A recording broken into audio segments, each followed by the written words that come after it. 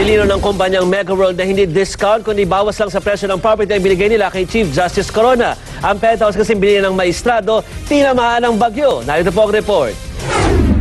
Sa halip na makapuntos, tila nalagay pa sa alanganin ng prosekusyon sa pagsalang sa witness stand ng marketing officer ng Mega World na si Noli Hernandez. Lumabas kasing hindi pala discount kundi price reduction ang 10 milyong pisong tinapyas ng Mega World sa biniling penthouse ng Pamilya Corona sa Bellagio Condo Units sa Taguig. It made more economic sense for us to give it at a steep discount.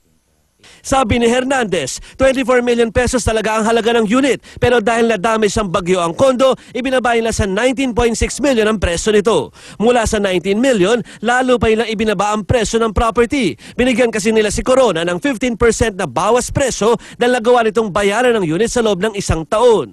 At 1 milyong piso pang kabawasan dahil sa hindi magandang lagay ng ekonomiya noon. Ito naman ang sinabi ni Senador Villar na nasa real estate business din. Napakaraming factors that govern pricing. Pero iginit ng prosekusyon, discount ang nakuha ni Corona. Nakagalitan tuloy sila ni Enrile. You know, I'm clarifying this not because of anything else, but the tendency of the question is misleading. Reklamo tuloy ng ibang senador na sayang lang daw ang oras sila sa maling kwento. What does this have to do with non-disclosure or non-inclusion in the SALN? Therefore, we would like to find out whether or not the SALN as submitted by the Chief Justice includes the necessary amount of cash. Pero hindi na siya ng mga senador sa paliwanag. Was there a pending case between Mega World and the Supreme? Yes, Your Honor. Actually, we actually have lost 2 cases in the Supreme Court. Would you have offered the same price to any other buyer? I would have, sir. Honestly, sir, at that time, I didn't even know it was CJ Corona, sir. Lumabas tuloy na ang diskwentong pinagtatalunan ay hindi naman pala dapat ng pinag-uusapan. Joby Francisco, News 5. Sa ating balitang abroad, 16 na tao patay sa paghagupit ng bagyong Iggy sa Indonesia. Mahigit 100 tao sugatan naman sa 6.3 magnitude na lindol sa Peru. Narito po ang report. Umabot na sa 16 ang patay sa paghagupit ng bagyong Iggy sa Indonesia. Nawasak din ang mahigit 23,000 mga bahay. Pinakanapinsala ng bagyo ang mga lugar ng Java, Bali at isla ng Nusa Tenggara. Pumalo naman sa mahigit 100 ang sugatan ng yanigin ng 6.3 magnitude na lindol ang bansang Peru. Bukod sa sugatan, 40 bahay din ang nagiba. Putol pa rin hanggang ngayon ang linya ng kuryente, pati na ng komunikasyon sa ilang bahagi ng bansa. 2008 nang yanigin ng lindol ang Peru, kung saan 500 tao ang namatay at mahigit 1,000 ang nasugatan. Sa India naman, abo at uling na lang ang natira ng lamunin ng apoy ang mahigit 300 barong-barong sa New Delhi. Ang ilang residente walang nagawa kung hindi mamulot na lang ng mga pira-pirasong bakal na pwedeng pakinabangan. Wala namang naiulat na nasawi o nasugatan sa insidente.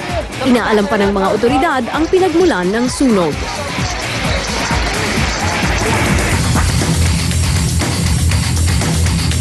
Sa Action Sports, malalaman na sa susunod na linggo ang makakasagupan ni Manny Pacquiao sa Las Vegas sa June 9.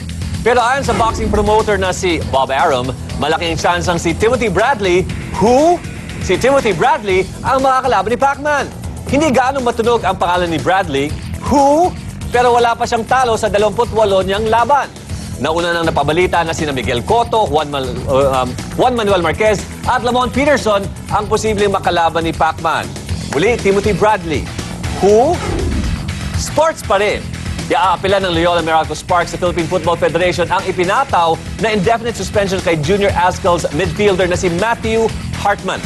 Ayon sa Vice Chairman ng komunidad na si Randy Rojas, sumulat na sila sa Philippine Football Federation para bawasan ang suspensyon.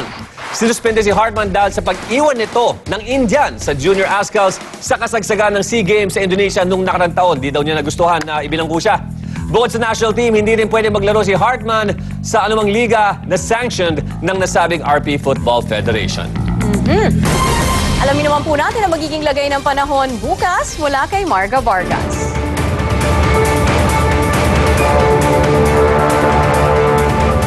Salamat, Cherry. Narito na ang action weather. Mga kapatid, asahan na ang ulan bukas sa Katimugang Luzon, lalo na sa may Bicol region. Makikita sa pulang arrows sa ating Metro Weather Tracker na malakas ang pagpaparamdam ng cold front sa buong Pilipinas. Makakaranas rin ng kalat-kalat na ulan ang Visayas dahil sa pag-ihip pa rin ng malamig na hanging amihan.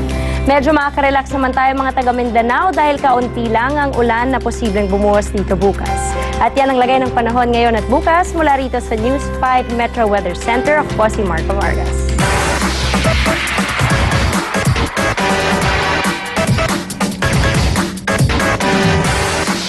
Ito na hintay ni Paolo. Para naman sa wow video natin ngayong gabi, napakasarap talagang matulog lalo na pag malamig po ang panahon. Kaya naman inggit na inggit ang mga netizen katulad ni Cherry nang mapanood ang maimbing na tulog ng cute na mouse na ito. Panoorin niyo po.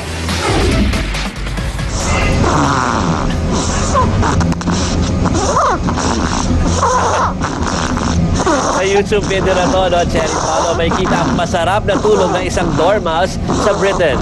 Sa sobrang himbing nga, naghihilig pa nga, no, dinirinig naman ninyo. 1/3 ng buhay ng isang dormouse ay nagagamit para sa hibernation o mahaba ang tulog. Sa ngayon, pumalo na sa mahigit 2 million ang hits ng video na yan sa YouTube.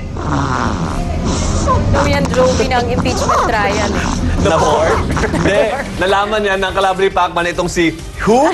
Timothy Bradley. Inantok. Yun ang kanyang reaksyon. Sama natin. Di ba nakita mo yung lalaking humahawak doon sa dormouse? Oh. May band-aid. Kinagat siguro. Siguro, dahil lang Bago gigising. natulog. Oo. Sabitin mo na For kita. disturbing Ang kulit my mo, ha? Hindi, pero marami nga nagtataka. Sabi lang, baka naman daw ay computer graphics daw. Kasi di ba, Nakakapagtaka nakita natin yung sa mga mga ganun. pelikula, yung mga animation, kung ano-ano. Ito mga hayop na gumagawa ng mga, nagsasalita pa nga eh. Yeah. Ito biglang naghihilik. Hindi, pero talaga antukin daw, ano, sabi nga Cherry ng... Nakausap mo? antukin daw yan, Paolo. Nabalitaan ko sa chismisan sa kanto, no? Diyan, ilalabas ni Joby. Nandun sa bulsa ng jacket niya, tulog. Dala din dormouse. Mana siya sa akin. Oo. Bukas, sa mga marami pang kakaiba at very interesting videos, dito lang po sa Action Journalismo. Kung gusto niyo pong sumali sa aming diskusyon, i-post lang yung mensahe sa aming journalismo page sa Facebook. Timothy Bradley. Daw. Tigilan mo na siya, partner. At pwede kayo mag-tweet sa aming Twitter account at TV5 Journalismo dito po sa mga official na Twitter accounts namin. Yan po ang mga pinakamaaksyong balita ngayong araw dahil ang balita at opinion mo mahalaga sa amin. Saan man, kailanman, kapatid. Makialam at makibalita dito sa Aksyon Journalismo. Up next na po ang Juicy. Magandang gabi.